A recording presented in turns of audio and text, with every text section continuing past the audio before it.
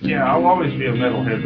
Nothing can take that away from me. Right. I mean, not jail, not people, not religion, not anything. I'll always be a metalhead, metalhead, metalhead, metalhead, metalhead, metalhead, all right.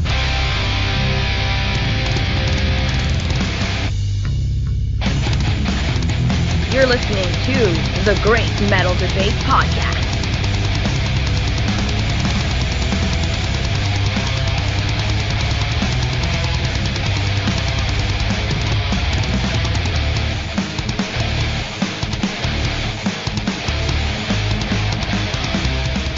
Welcome back, Metalheads, to another episode of the Great Metal Debate Podcast. I'm Xander, and today we are going to be talking about the brand new death metal band called Castrator from New York City. This is the band's debut album titled Defiled In Oblivion. Just like Introtyl from Mexico City, this is yet another all-female band, and they kick just as much ass. The bassist of this band, RM, is also the bassist of the band known as Derkéta, which is yet another death metal band that includes all females in the lineup.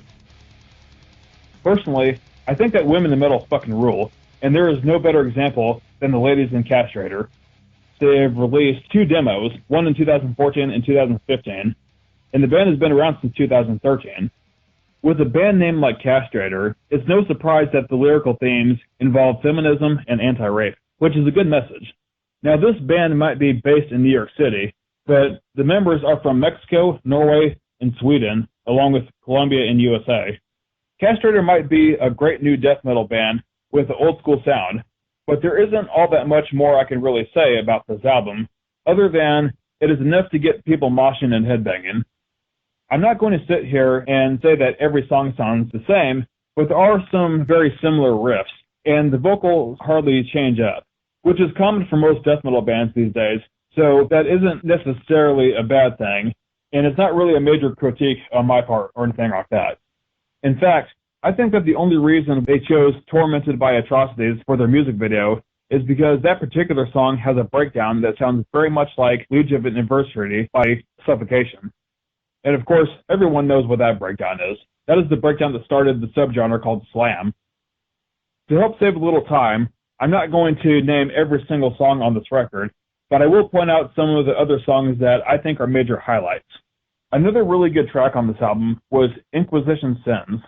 It had a nice riff with very audible lyrics. Right directly after that song was another kick-ass track titled Voices of Ivrato.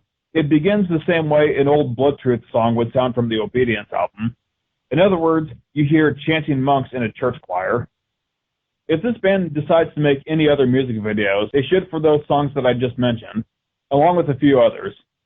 This album concludes with the cover of the song Countess Bathory by Venom, which I actually think is pretty good. I don't fully understand why a lot of modern death metal bands feel the need to make their own re-recording or cover of an old school metal song. For those of you metalheads out there looking for something very unique and different, you'll most likely be disappointed if you look for it here.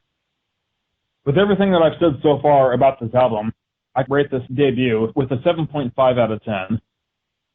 This has been yet another solid release from the record label known as Dark Descent Records, and it's where you can find their music.